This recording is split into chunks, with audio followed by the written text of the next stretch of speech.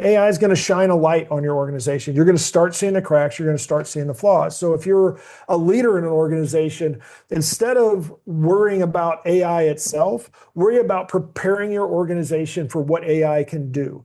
Don't worry much about how do I get AI into my organization. Let your available to your people, let them figure those things out.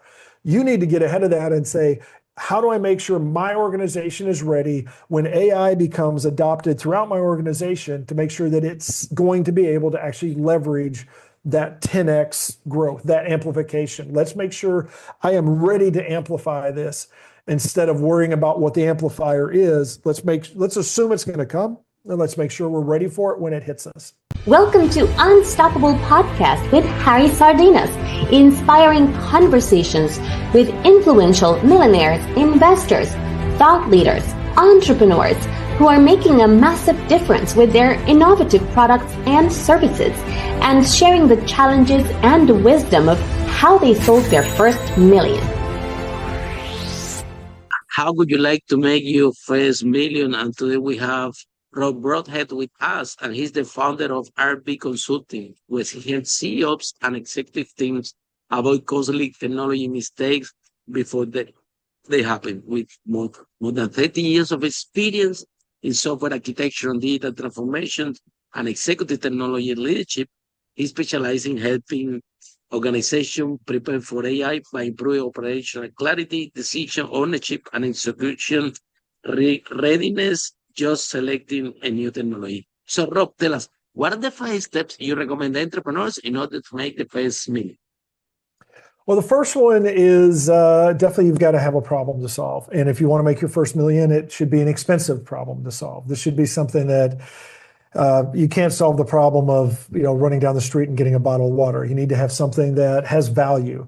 And it's got to have value to outside of you, which is the second thing, is you need to, before you scale, before you really grow it, you need to have market trust. You need to go out there, you need to trust yourself, and you need to have customers that trust you. So you need to have a problem that has value that in solving it, but then also people recognize that you are a trusted solver of said problem, whatever it happens to be.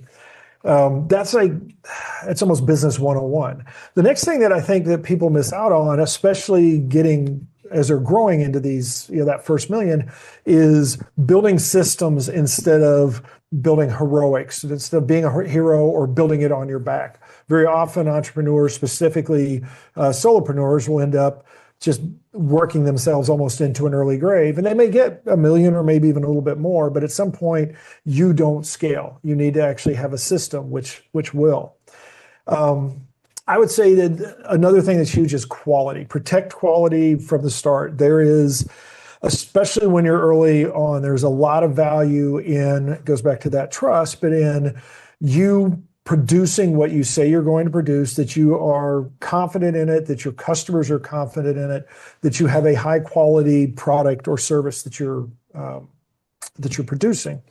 And then I think the fifth one to get there is to stay current. Keep reinventing the business. Don't just, don't be like the Angry Birds app makers that like you make one thing and it's like, okay, I'm an overnight success.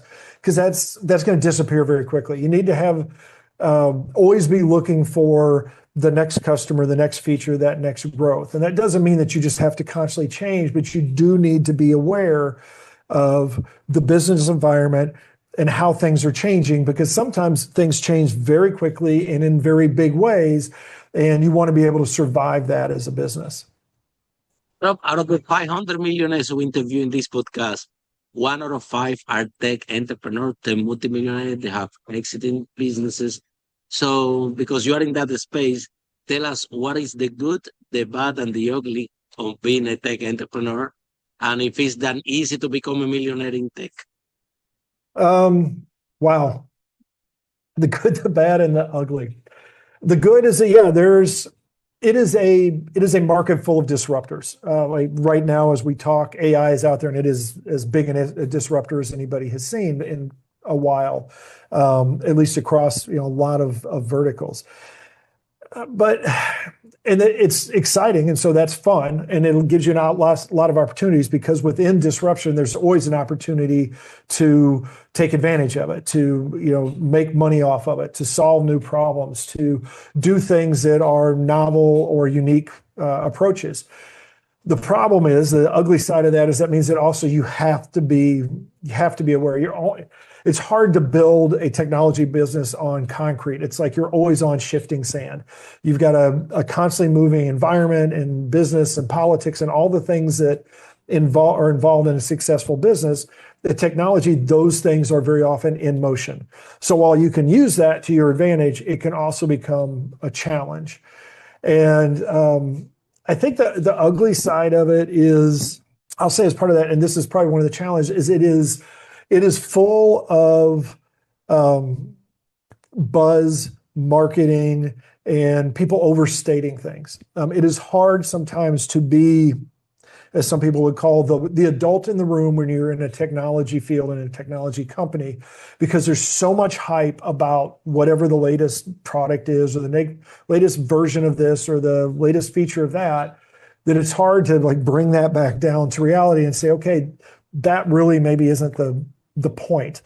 Solving your problem, whoever your customer is, solving your problem is what we're actually here to do. That technology may help us get there, but that's not the solution. That's just a tool that we can use.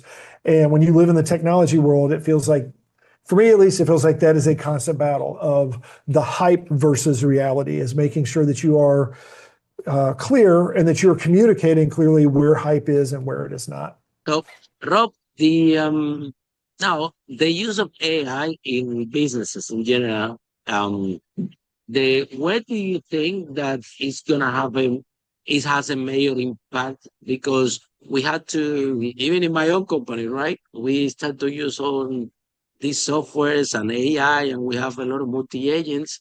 I had to have a chat with my team and say, hey guys, don't use that much, because that costs tokens and pay for it. I get it that you love it, but this is no a toy. You need to use it effectively, because so where do you think that AI actually can, where do we find that balance? Because someone, for example, 0 to 1 million, do you think that the adoption, it has to be all in and very immersed, or 1 million to 10 million, probably 10 million to 100 million, maybe we can have a big sense of productivity. Based on your experience, the client you have worked with, what kind of, in what position the journey as a CEO, you really, really need to embrace AI and invest in consultants and companies like yours, because it can make a massive difference in scaling up? I think first you really have to understand what embracing would mean, I think, as a CEO. I think it is as I said, it's a useful tool. And so I think it's useful all the way from the start. If you're at 0, I think it is very helpful. It is great. And I'm coaching somebody, in a series we're doing right now, I'm talking to somebody that's essentially starting their business. And they have a lot of work to do as far as building branded documents and assets and things like that. And AI is great for that, because the content is there. They've got all that stuff. It's really just making it pretty, making it professional, doing the things that you really don't need a human to do. And that helps you look bigger sooner as a small business. You can use AI. That I agree. We're doing it already. In that it's helping us a lot on that amplifying what our team can do. Well, that's exactly it. It amplifies. So if you've got a good business, or if you're a small business and you've got a very focused one, then it amplifies that piece. And now you can look bigger than you are. It's just like people used to use virtual assistants and feel like a bigger company because they could get more done. But as you move on, it's your business. It's really about your business and not about the AI itself. So as long as your business is growing in a way that is easy, is documented, has solid processes, has good ownership, that you understand what your business does to a detail that you can tell AI, which is, I best heard it was like a very smart, first grader. So you have to do it in very simple language, very direct language, and you have to be very thorough in how you do it. If you do that in your prompts and your explanations and how you use AI and even technology, then it's going to amplify those well-defined good processes that you have, and you're going to see those good things are going to amplify. So you're going to get more good. If it's bad or if it's wonky or has challenges, you're going to amplify that, and you're going to end up with complete chaos. Or there's some of the nightmare strategies where people amplified it and it had a bad stock buying algorithm, and they lost millions and millions and millions of dollars not because the AI was wrong, because they didn't give it the right information. And so I think this just as a modern CEO, as a modern founder, I think this just puts more back on your seat to be very cautious, very intentional about how you define your business, how you grow your business, and be very clear on what your business does. All the steps from finding prospects to customers to selling to fulfillment and support and all of those pieces is making sure that you have very clear, well-defined processes throughout. And if you're a solopreneur, if you're just starting out, it takes a while because it's all going to be in your head. But the sooner that you can get that stuff out of your head and get it into documentation and into a system, the sooner you can leverage AI and technology. And you don't need a bunch of expensive consultants for that. A lot of times what you need is somebody to just sit down with and talk through what it is that you need to get out of your head, somebody that's a good sounding board to be able to ask you the right questions to make sure you get all of the important pieces out. And then you can leverage technology, AI, all of those pieces, and you can grow. And it's going to allow you to scale. It's going to allow you to go from that survival mode that we all started with, where you're just trying to find a customer, trying to make a dollar, trying to keep the business doors open, to that point where you say, okay, now I have a business. I want to actually be able to scale it, and being able to do that without having all of those, shortcuts essentially that you took while you were in survival mode. Let's fix those so we can actually scale the business. So tell us the story, Rob, how you became an entrepreneur, the first place. It was actually, I don't know if it was, I'd say almost accidental. I always wanted my own business. From a child, I always liked the idea of working for myself. Even when I was in school, if I had a project that was just go do it, as opposed to having to follow all the rules for homework assignment or something, I enjoyed those better. When I started working a job, anytime when I could go work at my own pace, my own schedule, in my own way, I always enjoyed that. So I always wanted to get there. I started out as a consultant, which gave me a little bit of that, even though it gave me a little bit of freedom, even though I was an employee and I got all of the benefits of being an employee.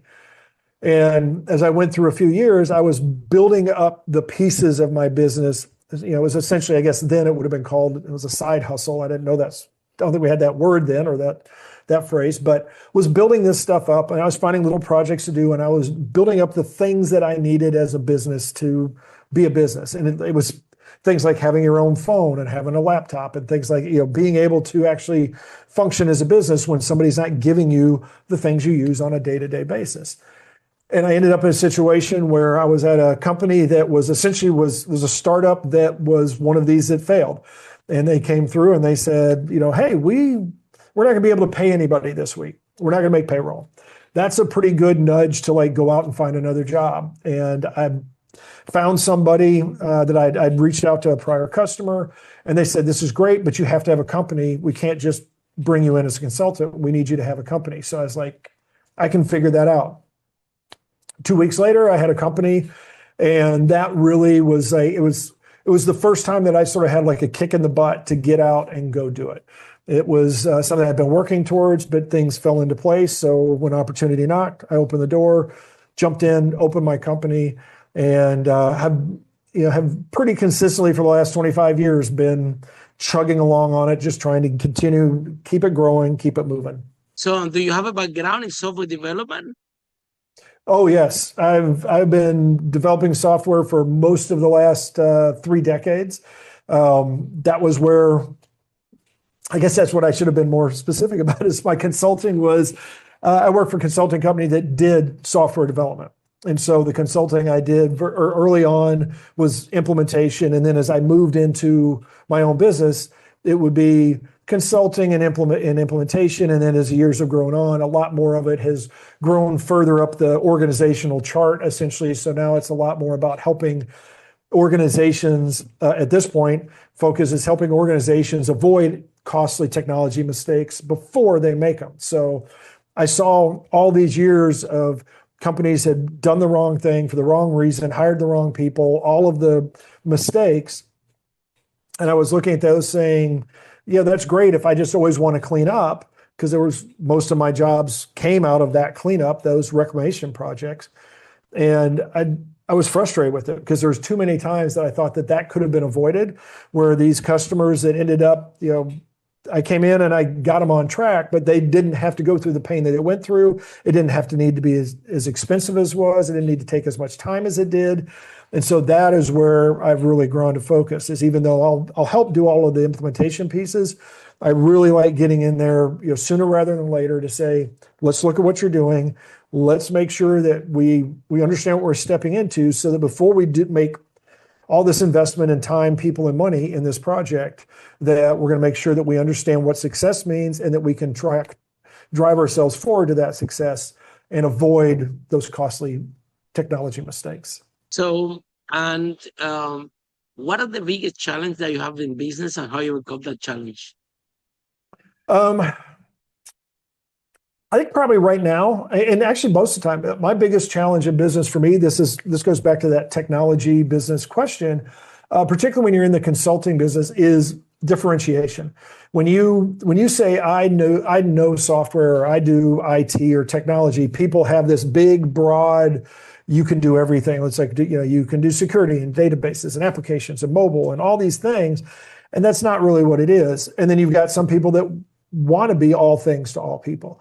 And so part of the challenge, and probably one of the biggest challenges, has been initially niching down the right way, identifying who my actual customers needed to be, who are the people that I really can serve best, and then how do I reach out to them? And now these days with AI and all the noise that's involved there, is how are you heard? How do you get heard by the people that need to hear you? How do you get I don't need eyeballs, it's how do you get the right eyeballs to your site, to your services, so you can actually have those conversations and connect, and build the trust that you need for these prospects, and eventually turn them into customers. What message do you have for entrepreneurs scaling up 10 million to 100 million, right? What do you think that would be, because we have with this new with the AI implementation, we have companies that, for example, have been getting rid of people because of AI, and after they end up hiring them back, because at the end of the day, AI is an amplifier. It's something spectacular that I won't believe. I can't believe that we are doing with our team. Like every team member using this has like 10x the productivity, and everything that they do just 10x, and gets even better. The AI doesn't allow them to make mistakes. So now is not even that they're using it, but also I don't have to review or to check so many things as before, because the AI reminds them they miss something and don't allow them to do mistakes, right? So they are guiding the AI, but at the same time, the AI is helping them to do the job, and it's all about programming and getting those agents in the right framework to help the employee to do the job. So what do you think that, but on the other hand, there is legacy. So we not only have legacy in technology, we have legacy in people that, well, I've been doing this job for 20 years. I'm not going to use this AI thing. And I'm key in this company, so you cannot fire me, and I'm not going to use it. So there is not only legacy with the new technology, also there are people's legacy, right? And then they don't want to change. So how you see the challenge moving forward? Because from my point of view, I always sharing this podcast, every company out there should be embracing AI and adopting AI little by little and their own speed, because It's not that AI is gonna take your job, but if you don't use AI, it's not gonna be job for anybody because the company is gonna collapse. So what's your point of view of this? I don't think, wow, I don't think your company is necessarily going to collapse because you don't use AI. I think that's one of those things that too many people are pushing that. That's like they say everybody's using AI, and really you look at it, there's not that many that. I mean, there are people who are using it, and they're Yeah, but getting Robert, if great your benefits. competitor is using it, they have a huge advantage. 10x. It, It's gonna be it is if hard to they can do compete. that. But that's the thing, is it's If your like you said, competitor is not doing, fine. But if your competitor start to use AI, it's gonna be difficult to compete when every single employee can 10x productivity versus the other one, right? Or but, not? but that's assuming that they can. If they're using it right, yes, they can beat you. If they're ahead of you and they're using AI smarter and better than you are, they're going to beat you. However, you make But a good point. A good point. It's not about using AI. It's about using it effectively. and you said it amplifies. You've said several times, AI amplifies. If you are amplifying something that is broken or bad, then you're just making it worse. So if your competitor is using AI and 100%. 10xing 100% bad also. stuff, yeah. So I don't think that's you can go worse 10 times faster, right? yeah. You like so it's I think that's the thing is like part of it amplifies what you have. Well, your people are part of what you have. So just getting rid of your people, that's going to change the business. And I think that's where a lot of people are misunderstanding is they think, okay, I'm going to bring AI, it's going to replace all my people, it's going to fix everything. It doesn't fix anything. It doesn't change anything. It just amplifies it. So what you need to do, if you want to get, from one to five to 10 to 50 to $100 million a company, you need to focus on your organization is making sure that it's running smoothly, that you understand that you have ownership, that you have guidelines, you have processes, you have procedures, you have all of those things that allow a company to run smoothly. If you have a company, an organization that is still, duct tape and baling wire that has just been put together, and you slap the rocket engine of AI on it, it's going to blow everything up. It's not going to help you. So instead of worrying about AI, I think and this is the business I do, is worry about the business that you have first. Let's make sure that what we are putting AI on is worthy of amplifying. So you can find ways very quickly to take AI, regardless of where your business is, and find pieces, I'm sure, where you can say, this is good, this is great about us, let's amplify it. So then you take AI and go apply it and figure out a way to grow that. But meanwhile, let's go find the other things that aren't worth amplifying and let's fix them. Let's correct those. Let's figure out the things we need to do to make it so that it is worth amplifying. And then you get to amplify that piece. And eventually you get to a point that, yes, you're 10xing and 100xing the whole company and everything's just growing at this incredible rate. But you've got to get your organization ready for that first. It's just like, think about, like, ask yourself this question as an entrepreneur, anybody that's out there. If you suddenly tomorrow got 10 times the number of customers that you have right now, what can you do? Is your business ready for that? If you've got 10 paying customers 10 times the paying customers ready to go, if you 10x your business tonight, what does that look like tomorrow? Can you handle it? Most businesses cannot. I don't, for myself, I'm in a situation right now with my business that it's like I'm building all these pieces. If I 10x tomorrow, then I'm like, I would have to wait. I've got to wait for these pieces to get there. And I know most of the companies I talk to, it's the same thing. So don't jump on the AI train because you want to 10x tomorrow because you're not ready for it. Instead, look at what to be done gradually. Yeah. Yeah, where's your bottlenecks? Where can you fix something? And then make sure you're ready for wherever, once one bottleneck frees up, usually that means it's going to pile up somewhere else down the line. So let's make sure we're already working on that next place down the line. In our own company has been an interesting journey, right? I have spent a lot of time with my team, yeah? Because had been a very interesting journey because first I have to persuade the team to use AI, right? So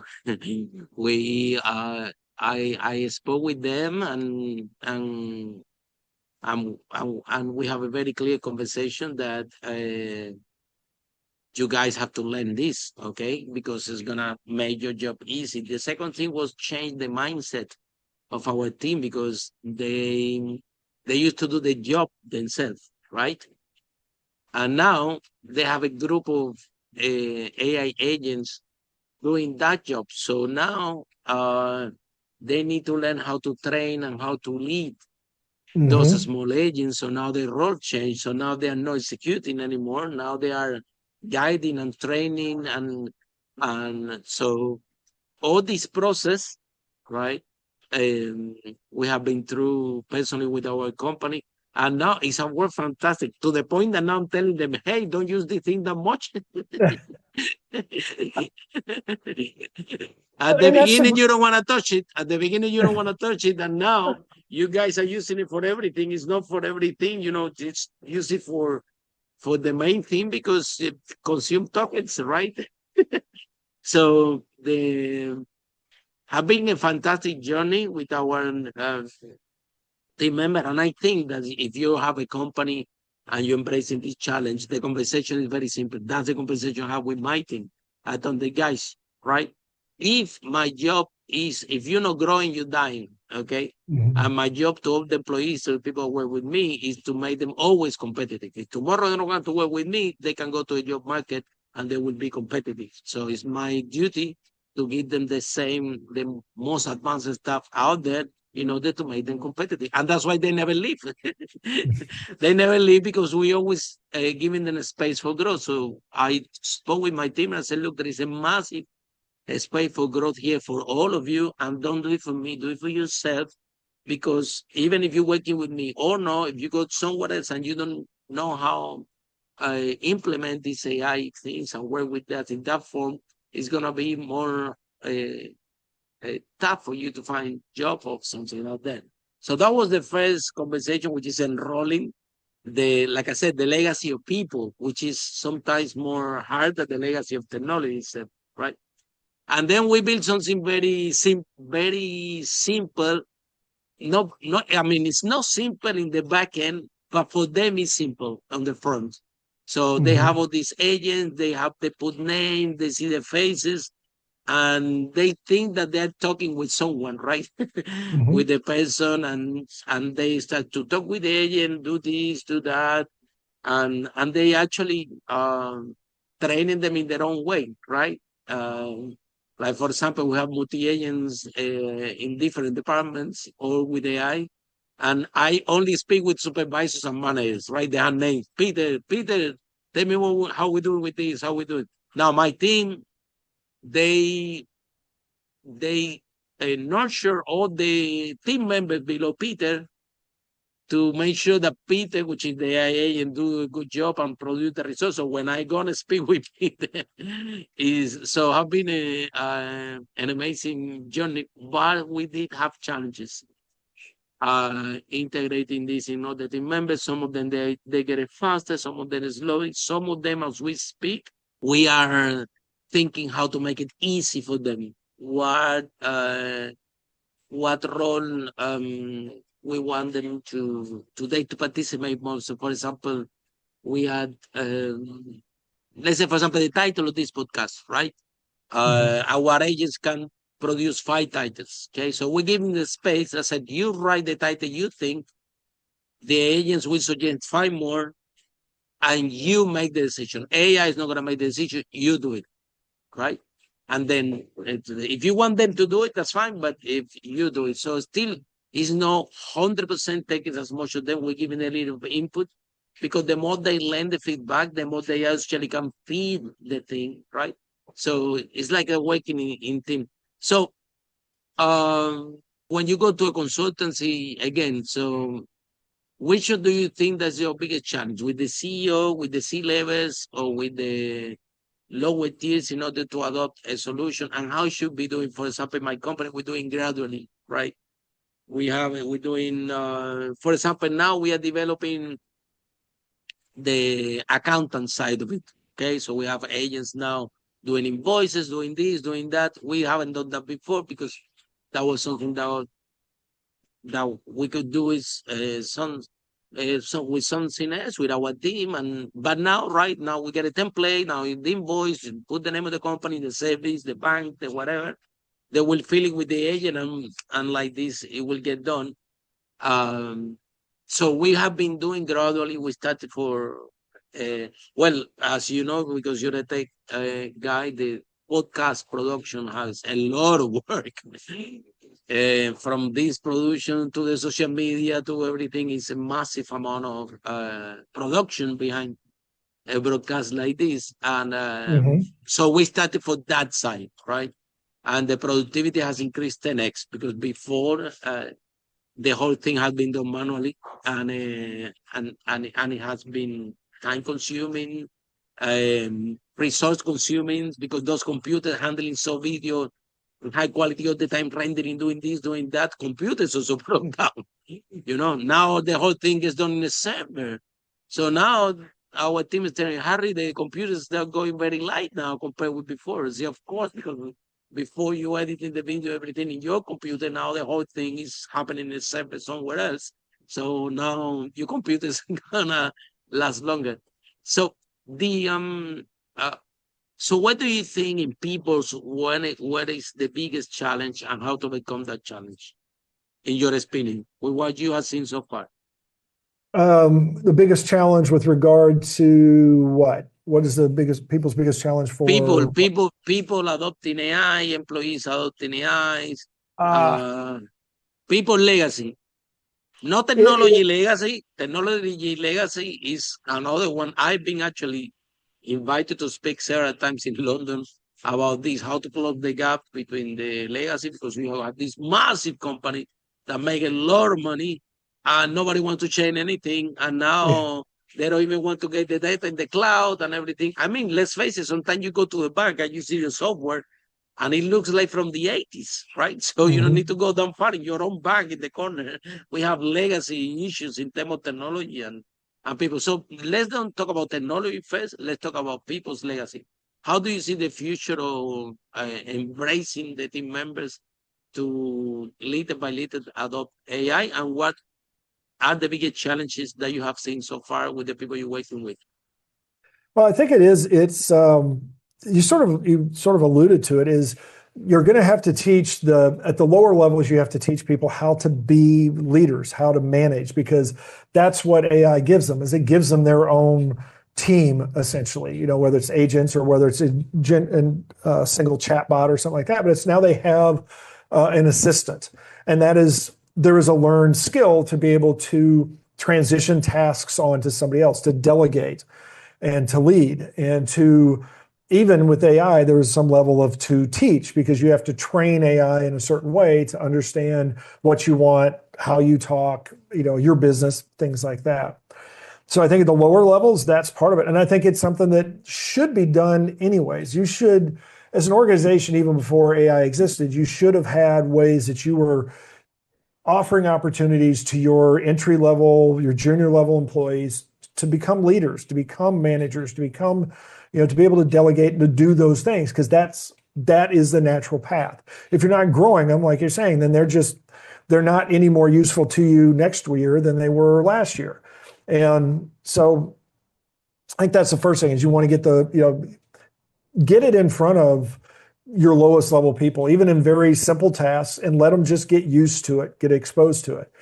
Now, if you talk at the high end, I think that the challenge is there when you're talking about like the C-suite and VPs and stuff like that, especially in large organizations.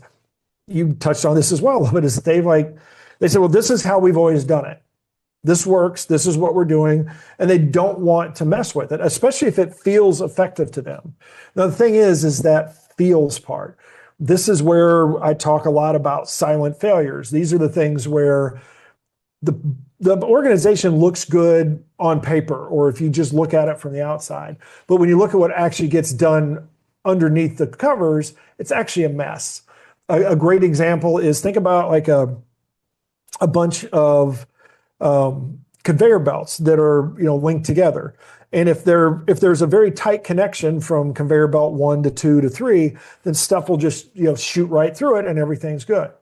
But now think of if you have, which is way most organizations, you have a gap between each of those conveyor belts.